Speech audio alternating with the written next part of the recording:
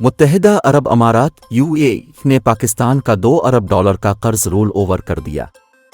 State bank के मुताबिक UAE ने $2 अरब का कर्ज 1 साल के लिए रोल ओवर किया है। स्टेट बैंक का कहना है कि पाकिस्तान को ये $2 अरब जनवरी में यूएई को अदा करना थे। ज़राए वज़ारत ख़ज़ाना के मुताबिक इस हवाले से निगरान वज़ीर आज़म अनवारुल हक काकड़ ने सदर मुत्तहिदा अरब अमारात को ख़त लिखा था। ज़राए के मुताबिक यूएई से $2 अरब का कर्ज 30 जनवरी तक मैच्योर हो रहा था। दूसरी जानिब पाकिस्तान को आलमी मालियाती फ़ंड IMF से $70 करोड़ की क़िस्त मौसूल हो गई है।